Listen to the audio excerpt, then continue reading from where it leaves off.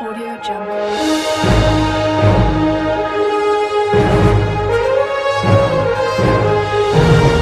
Audio Jungle.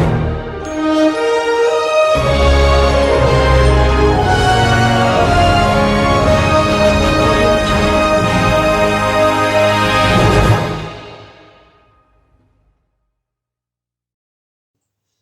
Bonjour à tous et bienvenue dans cette nouvelle vidéo et aujourd'hui critique du film Les Chèvres de Fred Cavaillé. Alors déjà pour commencer cette vidéo, petite information, donc c'est la dernière vidéo avant de se retrouver à la rentrée. Donc il n'y aura pas de vidéo avant la rentrée parce que demain je pars en Allemagne. Donc n'hésitez pas dans les commentaires à me dire si vous avez des choses à me dire qui se passent en Allemagne ou je sais pas, moi des mots en allemand que je ne connaisserais pas. En tout cas n'hésitez pas à me le dire dans les commentaires. Voilà pour la petite info, critique donc des Chèvres de Fred Cavaillé. Donc là je ressors de la séance et je suis un peu étonné, on va dire ça, que le film parce que dans le cinéma où j'étais, en fait, le film était vraiment dans une toute petite salle, alors que le film est sorti le 21 février. Il est pas sorti il y a très, très longtemps. Ça m'a assez étonné que le fait qu'ils l'aient mis dans vraiment une toute petite salle. Alors je pense comprendre un peu pourquoi, c'est parce que le film n'a pas dû, fédérer beaucoup de gens, pas beaucoup de gens ont pas dû été le voir et ils ont dû donc le mettre dans une petite salle et c'est vrai que c'est un peu dommage parce que, on gâche un bon film en plus avec des beaux décors et alors ce film, j'ai beaucoup, hem, j'ai bien aimé l'intrigue, la comédie, alors je veux dire c'est moyen. On va dire pas ça, c'est moyen. Alors des fois, donc t'as des bonnes choses qu'ils ont mis dans le film, hein et c'est vrai que ça se voit, mais c'est dommage parce que des fois ça s'estompe un peu et des fois on perd le fil un peu de l'intrigue, heu et c'est vrai que cette comédie de Fred Cavaillé, alors elle est pas mal, hein, je dis pas qu'elle est mauvaise, que c'est une purge, que c'est une mauvaise comédie à pas aller voir. Non, on va dire que c'est une moyenne comédie et c'est un peu dommage parce que tu Danny Boone, tu Jérôme Commandeur. Alors on va dire Danny Boone, on va dire qu'il a sauvé le film, hein, clairement.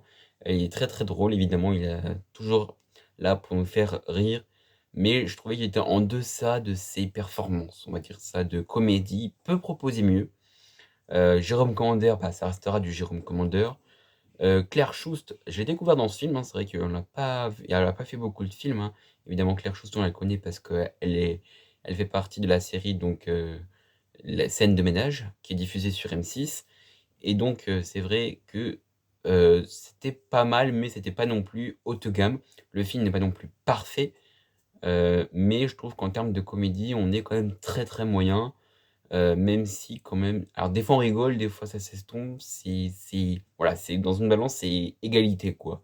Des fois on rigole bien et des fois ça s'estompe un peu, quoi, ça redescend en termes de rythme et c'est vrai donc ce film que j'ai beaucoup aimé. J'ai beaucoup aimé, allez, on va dire que c'est sympathique. On va dire non plus excellent. Sur 10 je le mettrais, allez, un 6 sur 10, on va pas non plus détruire le film. Donc je vous la recommande, hein, vous allez quand même pas passer un mauvais moment, mais en termes de comédie, j'ai vu bien des meilleures comédies que ça. Franchement, j'ai vu bien d'autres films être meilleurs, hein. J'ai des exemples en tête, mais je pense que vous aussi, vous avez peut-être des exemples en tête de comédies bien meilleures que celle-là. Mais je trouve que pour une comédie qui se veut, drôle, allez, hein, quand même, il y a quand même des très bonnes vannes, vous allez quand même passer un bon moment, on va pas dire ça un mauvais moment. En tout cas, bref, je pense que ce film, je sais pas s'il va bider, j'ai pas encore vu les chiffres ou pas au box-office, je sais pas s'il bide ou pas, même si je sais que en ce moment, c'est, le biopic de Bob Marley: One Love qui est en train de cartonner au box-office. Donc je pense qu'en termes je sais plus s'il est pre je pense pas qu'il soit premier parce que du coup, il y a Bob Marley qui est dans le podium premier. Donc c'est vrai que il est concurrencé. Donc je pense pas que le film va remporter un très grand succès. J'ai vu que les, spectateurs presque je crois que c'était à 2,5 sur, 5. Donc je pense pas qu'il va rapporter beaucoup d'argent à pâté. Donc voilà et sinon, j'en ai pensé que c'était un moyen, voilà. Donc je pense que le film est moyen. Vous pouvez quand même aller voir, vous allez quand même passer un bon moment, hein. Et c'est vrai que je m'attendais à mieux en termes de comédie. Je m'attendais vraiment à la bande annonce m'avait fait certains moments m'avait fait rigoler. Je me suis dit: «Ah ça va être drôle, ça va être bien». Et finalement, je suis un peu déçu parce qu'on nous vend de la drôlerie et finalement il y en a pas assez et c'est un peu dommage. Après les situations je trouve que les situations, qui ont été trouvées étaient pas mal trouvées, ça fait pas mal rire, donc ça c'est bien. Donc moi je vous le recommande. Donc allez le voir, vous allez quand même passer un bon moment. Voilà pour la critique du film Les Chèvres. Maintenant, on va parler, attention, du film Chien et chat de Rem Kirich. Alors je l'ai vu, j'étais voir avec mon cousin et qu'est-ce que j'en ai pensé? Bah, j'en ai pensé que c'était un film, bah, qui était c'est pas nou c'est Rem Kirich, il a pas fait beaucoup de films, et pour moi, c'est son meilleur film par rapport à ce qu'elle a fait, hein.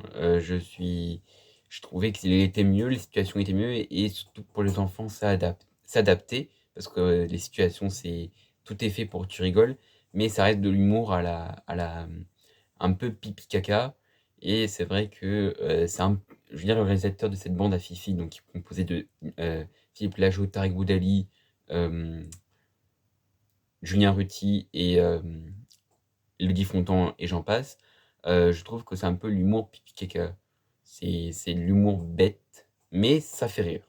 Donc tant que ça fait rire, on passe un bon moment et c'est vrai que j'ai passé un bon moment devant Chien et chat. Bon, mon cousin m'a dit qu'apparemment il avait pleuré à 1 ou 2 mo enfin, il l'avait pas montré, mais il avait pleuré à 1 ou 2 moments parce que oui, il y avait 1 ou 2 moments d'émotion, voilà. Mais sinon, je trouve que Chien et chat de Rem Kirichi est vraiment bien en termes de comédie, on rigole bien. Mais voilà, c'est pas non plus le haut de gamme de comédie, ça s'estompe un peu aussi, en termes de comédie, mais sinon ça nous arrive bien à nous accrocher, c'est un peu, dommage on ait ce genre de comédie en France parce que je m'attendais à mieux en termes de comédie. Parce que je me disais: «Ah tiens, Rem Kirichi, une nouvelle proposition» et là, le truc que je trouvais bien aussi dans le film, c'était que le fait que Philippe Lachaud, qui joue le policier dans le film, soit joue dans un nouveau rôle. Ça qui est intéressant, c'est OK, il a joué Nicky Larson, OK, il a joué, d'autres personnages, mais là, ce qui est intéressant, c'est qu'il ait joué un autre personnage totalement différent et à voir avec Franck Dubosc. C'est quand même une bonne comédie, vous avez quand même passé un très bon moment. Voilà, tout ce que j'avais à dire. Heu, donc je mettrai sur 10, allez, on va dire, je vais être gentil, je vais mettre un 7,5. Voilà, on va pas dire 8, ni 9, ni 10, c'est pas parfait. Mais je trouve que pour un film, la photographie du film est vraiment pas mal avec des très beaux paysages, sinon et puis voilà. J'ai rien d'autre à dire sur le chien et chat, sinon que vous allez quand même passer un très bon moment. Bonne fin de vacances à tous et n'oubliez pas, vive la passion du cinéma. Tess! Audio Jungle.